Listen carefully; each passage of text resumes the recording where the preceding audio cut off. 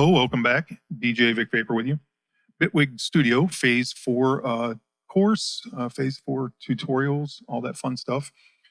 And in this particular lesson or tutorial, we're going to take a look at the Phase-4 filter, which is this guy right here, and all the various parameters within. So, of course, at first glance, it's kind of like, all right, what's going on here? There's a lot of crazy stuff, a lot of crazy knobs. But if you really just let your mind kind of like take a deep breath here and simplify things, we can break this down to make it very, very easy to work with. So right across the top, filter, and then we've got our different filter types. You know, you've got your low pass and your different degrees of low pass. So, and then you've got a band pass, and again, a different degree of the band pass.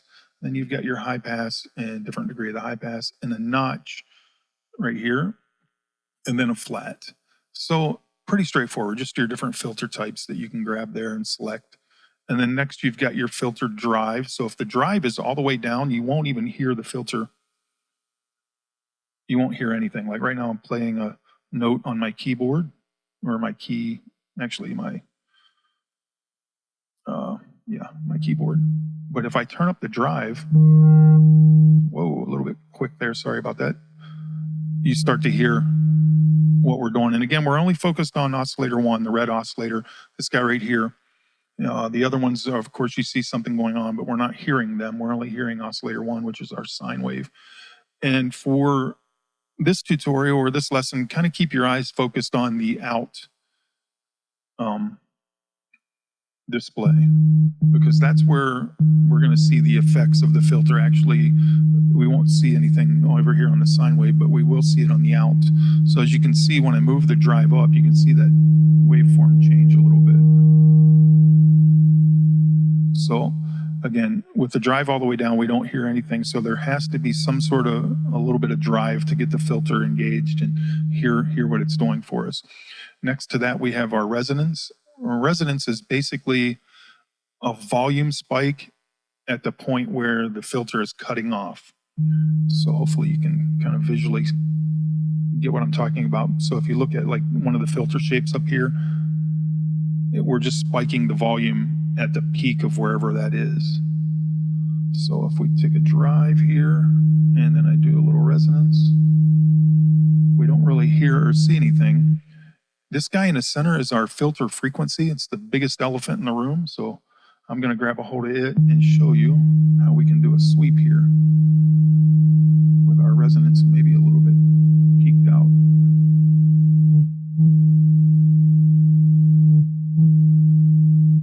Probably be better served with a different filter type.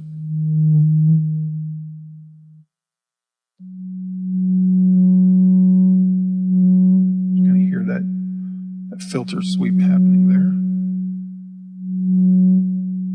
So resonance is a really, really unique way to introduce harmonics to specific areas within the actual frequency, filter frequency itself. So give this guy down here.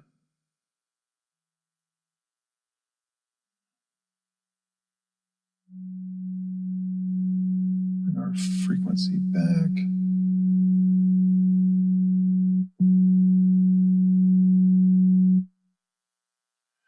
Change that. There we go. All right, so moving on, next we have our filter feedback, and this is a very subtle thing to hear or introduce, so you might not notice it, but you could see a little change in the sine wave here itself, so make sure you're paying attention to it. And then you can see the peaks kind of change, get a little bit taller, a little bit, just a little bit of movement there.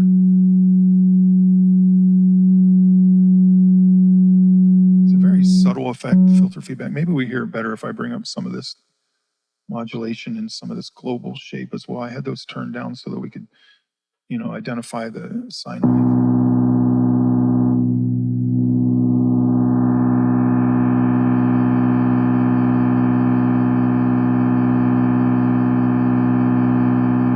You can just hear the sound get a little bit brighter, a little bit bigger. So, all right, so drive, resonance, and feedback. And now here, just to the left of our frequency knob that's located in the center, we've got our 4 parameters that are going to introduce our different oscillators: red, blue, yellow, and magenta. And if you remember in the previous tutorial, we talked about maybe disabling key tracking. So for instance, if I disable key tracking on the magenta here, it's going to have a specific, whatever we set this frequency at, that'll be specifically, it'll be specifically using that frequency, right? Let me slow it down. So right here is our magenta. It's fixed now at that frequency for us.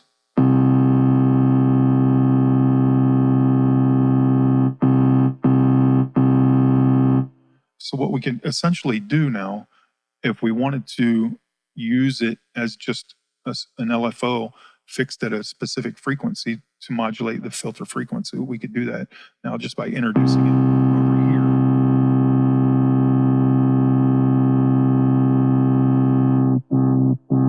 There you go, now you can hear it. But essentially now we're using this specific frequency from the magenta, which is turned down. We're not hearing it. We're just using the shape that we have here to modulate the filter frequency by dialing it in here.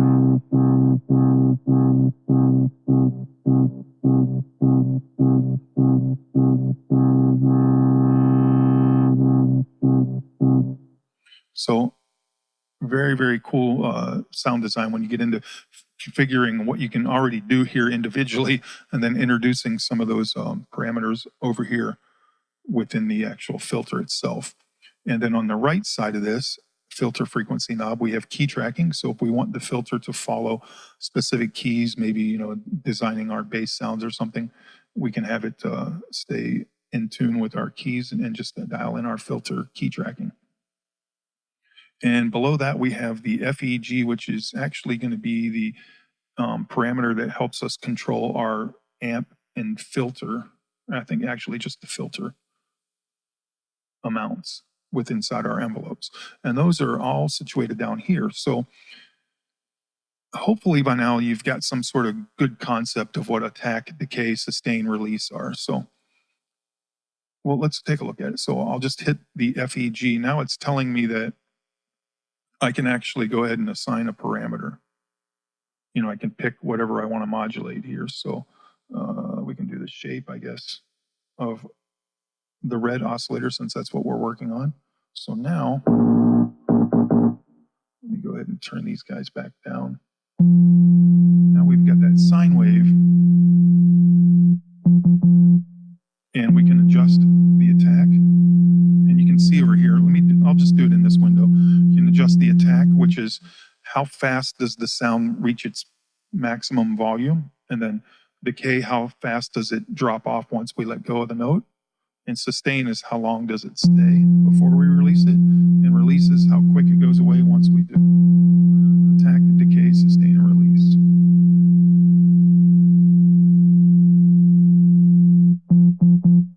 But you can see now it's that envelope is modulating our shape every time I hit a note.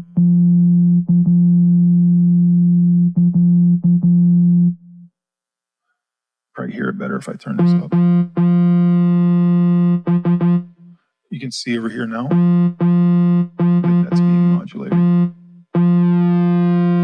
Now if we hold the decay up, it's going to take longer for it to go away.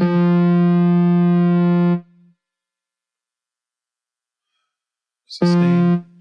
What we really need to do is pay attention to this guy, because this is basically our amount.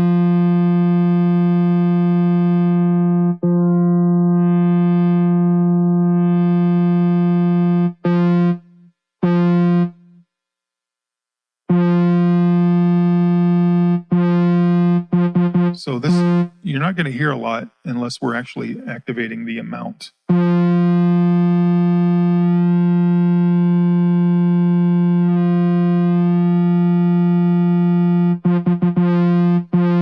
So we've got our attack, our decay, sustain, release, and then here we've got our velocity.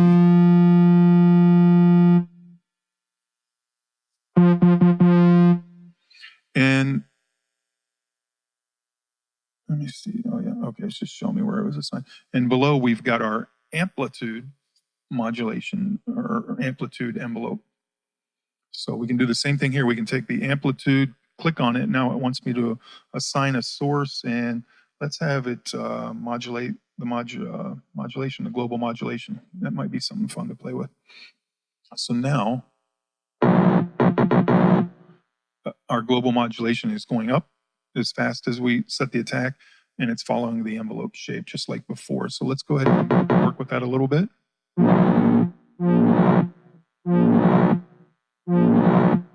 Now that we've stretched out that slow attack.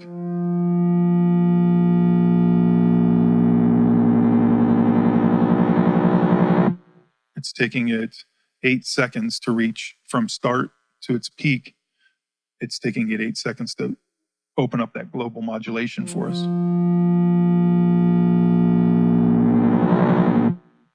And then how fast does it decay?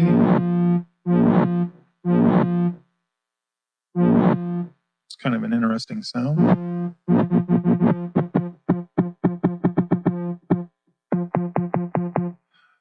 By using techniques like this, where you're taking, you know, the envelopes and setting your different modulation sources here, you can get into some sound design like drums and snares and things like that. Great way to, you know, do some maybe percussion or drum synthesis. Or any other sound design. It doesn't have to be just that, but that's just one of the ways that I would probably consider using it. So that, in a nutshell, is the Phase-4 filter and all of its parameters and functions and all that good stuff. So as we started out, our first, you know, look at this thing was kind of like, all right, what's going on here? There's a ton of knobs. But now that we've kind of broken it down and showed you how basic it really is, it shows you the true power of what's going on here inside of Phase-4, and, you know, the ways we can begin to add modulators and manipulate the overall sound here. So a lot of available fun time to explore within the Phase-4. And yeah, that is the filter in the Phase-4.